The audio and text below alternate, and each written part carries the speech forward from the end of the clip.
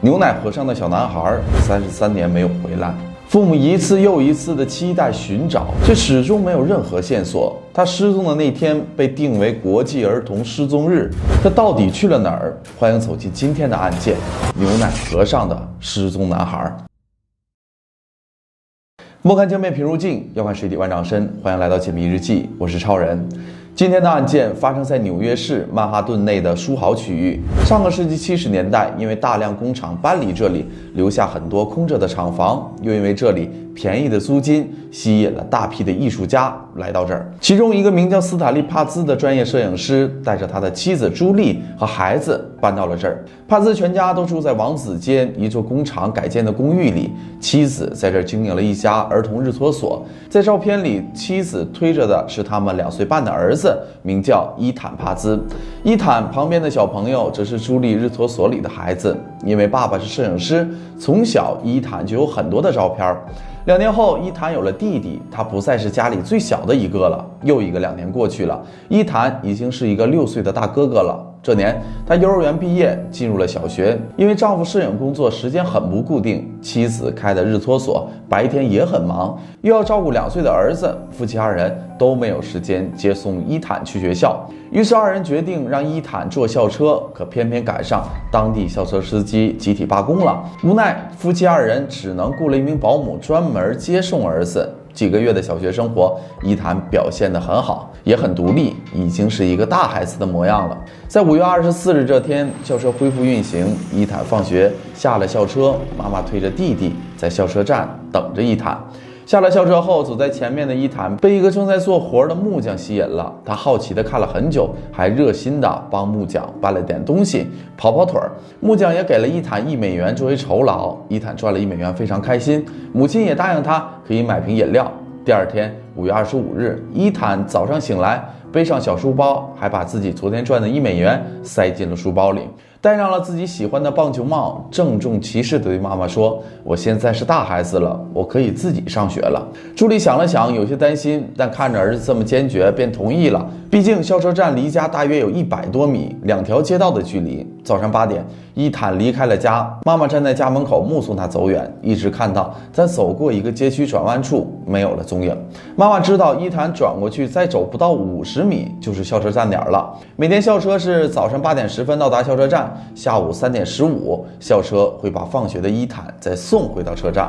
伊坦最多走5分钟就到家了，但直到下午的3点半，伊坦还没有回到家中。朱莉开始担心了，心想是不是儿子路上贪玩。朱莉出门朝着校车站点的方向看了看，没有儿子的踪影。于是朱莉来到了邻居家，看看邻居家的女儿回来了没有。朱莉按了门铃，开门的是伊坦的女同学。朱莉赶紧询问儿子，可小女孩却说一整天都没有见到伊坦，以为他今天请假了。朱莉慌了，早上明明眼看着儿子去了校车站，怎么没有去上学呢？朱莉赶紧把丈夫叫回来，并询问了儿子的老师。原来伊坦的老师在早上就发现伊坦没有来学校，并且也没有请假，但他并没有采取任何措施，也没有向校长报告此事。朱莉立刻报了警。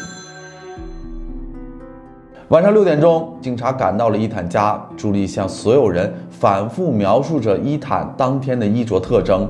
他清晰地记着，儿子头戴黑色的飞行员帽子，身穿蓝色的灯芯绒夹克，蓝色的短裤和运动鞋，运动鞋上还绑着荧光色的鞋带。他背着的是蓝色布书包，上面还有大象的印花。每一个细节都印在朱莉的脑海里。此时距离最后一次看见儿子已经过去近10个小时了，天色也暗了下来。警方派出了超过100个警察组成的搜索队，还有一队搜救犬，还派出了直升飞机在天空上盘旋照明，沿着校车站点去往学校的路上搜索。可雪上加霜的是，搜索行动开始没多久，天空突然下起了雨，把伊坦留下的气味也都抹去了。搜救犬失去了方向，群众们纷纷自发地加入到了搜寻的队伍中。夫妻俩在家里也设立了一个联络点，打印了许多寻人海报，好心群众帮忙散发。伊坦的失踪信息还被放到了时代广场的大屏幕，可以说所有人都尽力了。但那个漫长的夜晚，上百个人一起搜索，也没有能找到伊坦。这个6岁的男孩仿佛人间蒸发了，天亮后，寻找还在进行。此时，伊坦失踪的新闻已经登上了各家报纸，关注伊坦的人群已经从伊坦家所在的曼哈顿苏豪区扩散到了整个纽约市，人们都在密切关注着伊坦的下落。终于，在伊坦失踪了2天后，他的家人第一次获得了可能关于儿子的消息。有个人打电话给朱莉，说自己见过一个和伊坦长得很像的男孩，那天早上曾和一个40岁左右的金发男子走在一起，是在距离校车3个街区的地方。不过他不敢肯定那是不是伊坦，由于提供的线索太抽象，对警方寻找伊坦没有任何帮助。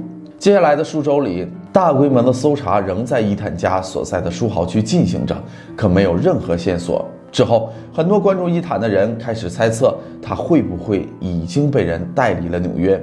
于是，寻人的范围开始扩大，整个美国都在为了这个男孩揪心。伊坦的爸爸是摄影师，家里有很多伊坦的高清照片，于是他想出了一个寻找儿子的好办法。因为美国人有喝牛奶的习惯，他想把伊坦的照片印在牛奶盒上，这样见过照片的人就会记住他的模样，就能大大增加找到儿子的概率。牛奶厂商也同意了。就这样，伊坦成为了第一个印在牛奶盒上的失踪男孩。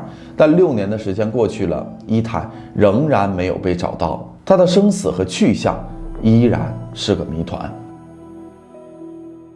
时间来到了1985年，接手伊坦失踪案的检察官偶然发现，一个名叫拉莫斯的流浪汉很有可能与伊坦的失踪有关。他曾有多次冒犯儿童的记录，并且他选中的目标都是和伊坦年龄相仿、头发颜色类似的男孩。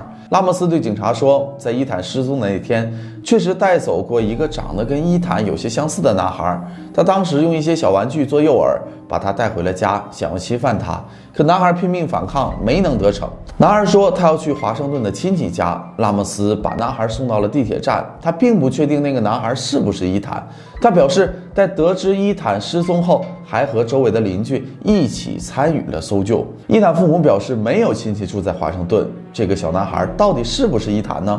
还是拉莫斯在说谎？就在警方试图查证拉莫斯供述的真实性时，警方又收到了一个重要的消息，有人举报拉莫斯认识之前接送伊坦上下学的保姆，他知道伊坦上下学的情况，包括校车的行驶路线。之前有路人曾说过，一个40岁的男人带着一个可能是伊坦的小男孩，莫非那个男人就是拉莫斯？警方把他列为首要的怀疑对象。这似乎是警方和伊坦家人离真相最近的一次，但警方却没有任何证据可以起诉他，没有遗体，甚至没有案发现场。即使拉莫斯真的就是带走伊坦的人，现在也拿他没有办法。在纽约，一般失踪超过7年就可以由家属申请宣告离世。不过，伊坦的遗体一直没有被找到，夫妻2人一直抱有希望，有一天儿子能够回家。时间转眼又过了16年，时间来到2001年，如果伊坦还活着，已经28岁了。夫妻2人才终于敢提出儿子宣告离世的申请，案子一拖就又是几年，警方一直没有找到证据。2004年，伊坦父母起诉了拉莫斯。在这起案件中，因为证据不足，不能追究他的刑事责任，法院判决拉莫斯赔偿给伊坦父母200万美元。这似乎也给该案画下了一个句号。对于失去孩子的夫妇2人来说，伊坦的失踪是他们心中永远的痛，他们更希望知道自己的孩子那一天到底经历了什么。可拉莫斯拒绝承认自己与案件有关，而伊坦父母也没有拿到赔偿款。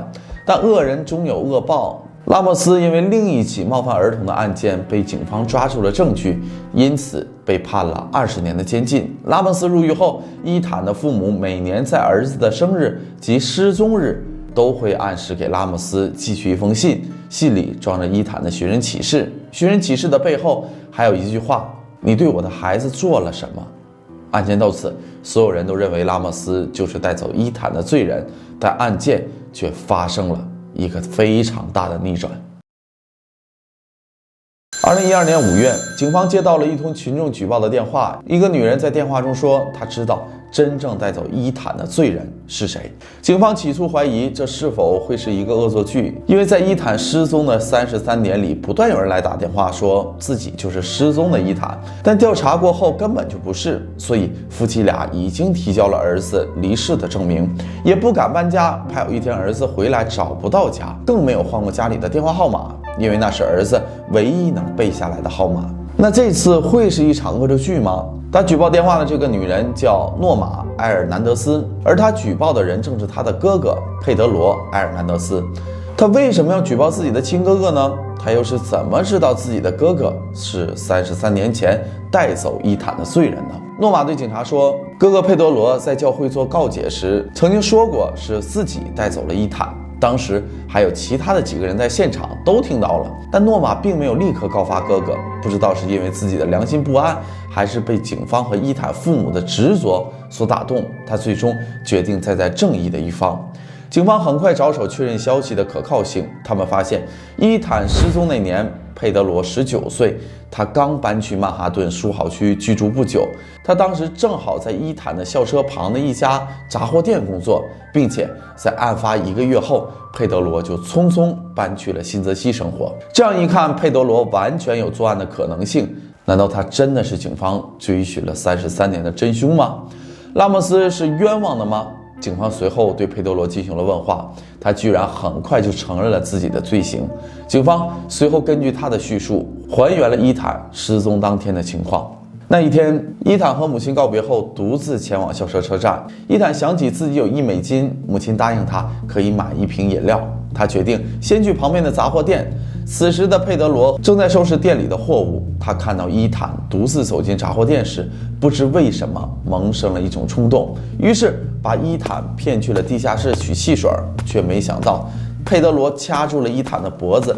此时伊坦才刚刚离开母亲的视线，距离家只有100多米。随后佩德罗侵犯了伊坦，并将他放入冰柜冷冻，之后又分别装进塑料袋，丢弃到了2条街外的一个垃圾场。70年代末，美国的垃圾通常都是被倒进海里或者被焚烧掉，这意味着伊坦父母再也没有见到伊坦的机会了。警方花了几年的时间，想要找到更多线索和证据来指控佩德罗，直到2017年2月14日，曼哈顿法庭陪审团才正式裁定佩德罗1级绑架和2级谋杀罪名成立，判处终身监禁，且25年内不得假释。没有人知道这样的结果对伊坦的父母而言是好还是坏。没有找到遗体前，至少让夫妇2人还能抱有希望，也许他们还能等到伊坦回家的那一刻。如今尘埃落定，真相了却了他们多年来的心病，却也成为他们生命中无法承受的痛苦。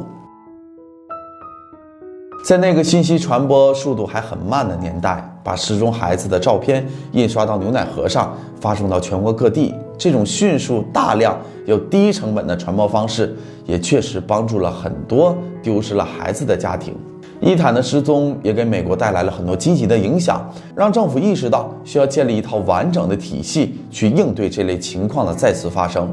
在搜索伊坦的过程中，人们发现美国各州执法部门之间合作非常少，甚至也没有专门的部门来调查失踪的人口。这些长久以来的弊端因为伊坦的失踪被揭开，而学校在儿童安全问题上的处理漏洞也开始被人们拿出来讨论。在伊坦失踪的4年后，当时的美国总统里根宣布将伊坦失踪的5月25日定为全国失踪儿童日，并在全国范围内组建了相关的部门，专门应对儿童失踪的问题。这一套体系也很快被其他国家借鉴，最终5月25日成为了国际儿童失踪日。但与其寄希望于制度的健全和社会的安宁亡羊补牢，倒不如事先提升孩子们的自我保护意识，让警惕成为保护他们的利器。